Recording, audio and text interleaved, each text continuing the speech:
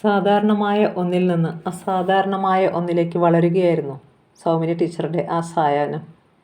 അടുപ്പത്ത് കിടന്ന് വെട്ടിത്തിളയ്ക്കുന്ന ഇറച്ചി ധൃതിയിൽ ഇളക്കി മറിക്കുകയായിരുന്നു ഏറെ നേരമായി അവർ. ഒരു തരം നിർമ്മമമായ കണിശതയോടെ മനസ്സ് തീർത്തും പിൻവലിച്ച് എത്തേണ്ടിടത്ത് എത്തിമടങ്ങുന്ന ട്രപ്പീസ് കളിക്കാരിയുടെ മെയ് വഴക്കത്തോടെ അങ്ങനെ. സൗമിനി ടീച്ചറുടെ മനസ്സാവട്ടെ എത്ര വലിച്ചടച്ചാലും കൊളുത്തൂരി തുറന്നു പോകുന്ന ഒരു ജനാല പോലെ അന്നത്തെ മധ്യാഹ്നത്തിൻ്റെ ഓർമ്മയിലേക്ക് തുറന്നുകൊണ്ടിരുന്നു. അടുക്കളയിൽ പുക മെല്ലെ നിറഞ്ഞു തുടങ്ങിയിരുന്നു. ഒപ്പം വെന്തുടു തുടങ്ങിയ ഇറച്ചിയുടെ കൊതിയുറിക്കുന്ന മണവും. സ്വീകരണ മുറിയിൽ നിന്ന് സൗമിനി ടീച്ചറുടെ ഭർത്താവ് ടെലിവിഷൻ്റെ ബഹളത്തിന് മുകളിലൂടെ വിളിച്ചു പറഞ്ഞു, സൗമിനി, ഇവിടെയും ഒന്ന് മനസ്സ് വയ്ക്കണേ, വെറും വയറ്റില്ല ഞങ്ങളിവനെ കമഴ്ത്തുന്നത്. അകമ്പടിയായി ഭർത്താവിൻ്റെ സുഹൃത്തിൻ്റെ ഉല്ലാസം പതഞ്ഞ ചിരി, ചില്ലു ഗ്ലാസുകളുടെ അടക്കം പറച്ചിൽ, പുതിയ കുപ്പി തുറക്കുന്നതിൻ്റെ സീൽക്കാരം. സൗമിനി ടീച്ചർ എല്ലാം കേട്ടു. എന്നിട്ടും കേട്ടില്ല എന്ന് നടിച്ചു. അകത്തും പുറത്തും ഒരുപോലെ ശ്വാസം മുട്ടിക്കുന്നൊരു പുക. ജനാലയുടെ കൊളുത്ത് ഊർന്നു വീഴുന്നുവോ? മുഖം അമർത്തി തുടച്ച് സാരി തലപ്പ് എടുത്തു കുത്തി സൗമിനി ടീച്ചർ വാഷ് ബേസിൻ്റെ മുന്നിൽ നിന്നു. വെള്ളം വാരിയെറിഞ്ഞ് മുഖം ഉയർത്തിയപ്പോഴാകട്ടെ കണ്ണാടിയിൽ സ്വന്തം പ്രതിച്ഛായ ഇറ്റിറ്റു വീഴുന്ന വെള്ളവുമായി അവർ നിശ്ചലയായി അങ്ങനെ നിന്നുപോയി. അന്നത്തെ സായനം ഉച്ചയ്ക്ക് ശേഷം അവധിയെടുത്ത് സ്കൂളിൽ നിന്നിറങ്ങുമ്പോൾ സൗമിനി ടീച്ചറുടെ മനസ്സിൽ ഭർത്താവിൻ്റെ സുഹൃത്തിനൊരുക്കേണ്ട വിഭവങ്ങൾ, പല വ്യഞ്ജനങ്ങളുടെ ലിസ്റ്റ്, പിറ്റേ ദിവസത്തെ മകളുടെ പരീക്ഷ, കറണ്ട് ബില്ലിൻ്റെ തുക എന്നിവയായിരുന്നു.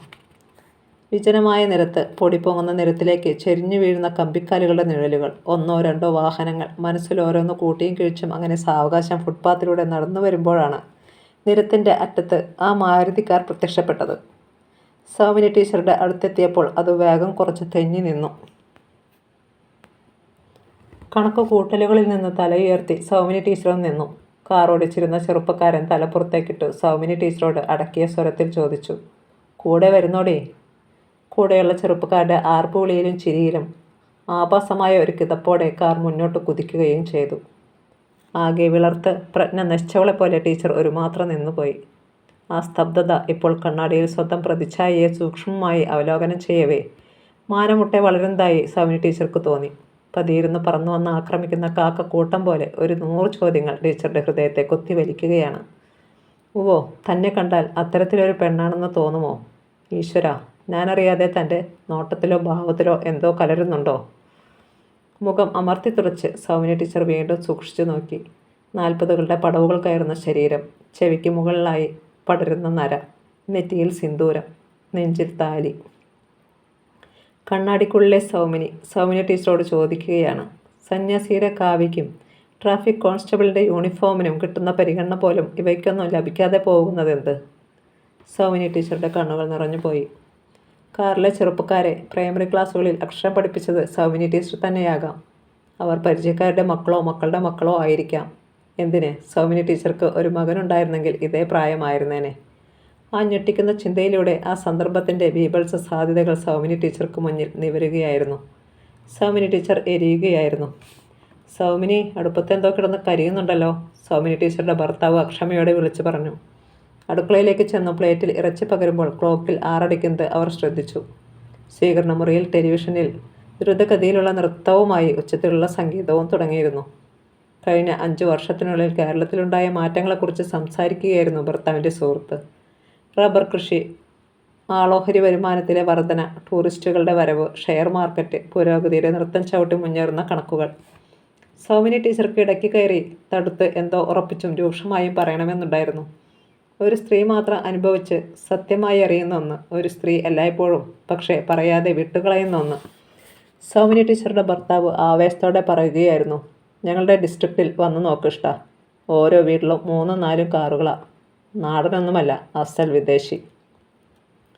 നിലത്ത് ചിതറിക്കിടക്കുന്ന സിഗരറ്റിൻ്റെ ചാരം, ടീപ്പോയിൽ നിറച്ച ഗ്ലാസിനടിയിൽ അലക്ഷ്യമായി നിർത്തിയിട്ട വർത്തമാനപത്രത്തിൽ 70 നിറഞ്ഞ വൃദ്ധയുടെയും 7 മാസം പോലും പ്രായമാകാത്ത കുഞ്ഞിൻ്റെയും ബലാത്സംഗ വാർത്തകൾ.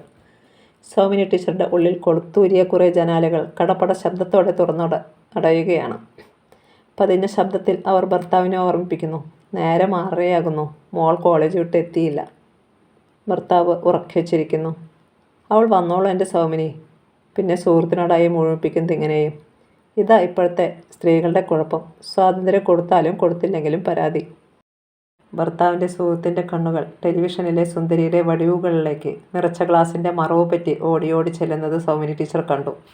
ഓരോ പുരുഷനിലും അവസരം പാർത്തിരിക്കുന്ന ഒരു തെമ്മാടി വസിക്കുമ്പോൾ സ്വാതന്ത്ര്യത്തിൻ്റെ മരപ്പാലത്തിലൂടെ നടക്കുന്ന ഓരോ സ്ത്രീയുടെയും കാൽക്കീഴിൽ നിന്ന് സുരക്ഷിതത്വത്തിൻ്റെ മരപ്പലക വലിക്കപ്പെടുന്നുവെന്ന് സൗമിനി ടീച്ചർ അറിഞ്ഞു. വിവശമായ മനസ്സോടെ ടീച്ചർ മകളെയും കാത്ത് ഊൺതളത്തിലെ ജനലിനരികിലായി ചെന്നു നിന്നു.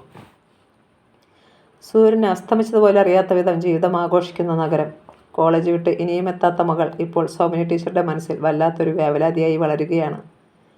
നിരത്തിലൊരു പെൺകുട്ടിയെ നിരന്തരം ബെല്ലടിച്ചുകൊണ്ട് സൈക്കിളിൽ അനുധാവനം ചെയ്യുന്ന ഒരു ചെറുപ്പക്കാരൻ. നിസ്സംഗരായി കടന്നു പോകുന്ന ജനം. ആ പെൺകുട്ടി പാതി നടന്നും പാതി ഓടിയും കാഴ്ചയ്ക്കപ്പുറത്ത് മറയവേ സൗമിനി ടീച്ചറുടെ മനസ്സിൽ ഭീതി ആളിപ്പടരുകയാണ്. സ്വീകരണ മുറിയിൽ നിലത്തുറയ്ക്കാതെ തെന്നുന്ന സംഭാഷണ ശകലങ്ങൾ. ടെലിവിഷനിൽ കൂടുതൽ ശക്തി, കൂടുതൽ സൗന്ദര്യം, കൂടുതൽ കൂടുതൽ എല്ലാം വാഗ്ദാനം ചെയ്യുന്ന പരസ്യപ്രളയം. പുറത്ത് ആഴം വർദ്ധിക്കുന്ന ഇരുട്ട്. അതിൽ പരിചിതമായ ഓരോ അടയാളവും അപ്രത്യക്ഷമാകുന്നത് സൗമിനി ടീച്ചർ കണ്ടു. ഇരുട്ട് വ്യാപിക്കുകയാണ്. അന്തരീക്ഷം മുഴുവനും ഇറച്ചിയുടെ ഗന്ധം തങ്ങി നിൽക്കുന്നത് പോലെ, സർവ്വവും കാമത്താൽ മലിനീകരിക്കപ്പെടുന്നത് പോലെ. വേവലാതിയോടെ ഗേറ്റ് തുറന്ന് സൗമിനി ടീച്ചർ ഇപ്പോൾ തീർത്തും വിജനമായ നിരത്തിലേക്കിറങ്ങി. വിജനമായ നിരത്തിൻ്റെ ഒരറ്റത്ത് നിന്ന് അശ്ലീലമായ ഒരു പാരടി ഒരു ചുവന്ന മാരുതിക്കാർ തെന്നിയൊഴുകി വരുന്നതവർ കണ്ടു. അത് കടന്നു പോകവേ അതിൽ നിന്നുയരുന്ന പൊട്ടിച്ചിരികൾക്കിടയിൽ പിൻസീറ്റിലെ ചില്ലിലമർന്ന നിസ്സഹായിയായ ഒരു നോട്ടം. ഒരു മകളുടെ, ഏതോ മകളുടെ, എങ്കിലും ഒരു മകളുടെ എന്ന് തിരിച്ചറിഞ്ഞ ആ അമ്മയിൽ നിന്ന് ആകുലമായ ഒരു നിലവിളി ദിഗന്ധങ്ങൾ ഭേദിച്ചുയരവേ. അടച്ചിട്ട വീടുകൾക്കുള്ളിലിരുന്ന് ഒരു നിരത്തിലെ, ഒരു ദേശത്തിലെ, രാജ്യത്തിലെ ജനം മുഴുവൻ ടെലിവിഷൻ കണ്ടുകൊണ്ടിരുന്നു.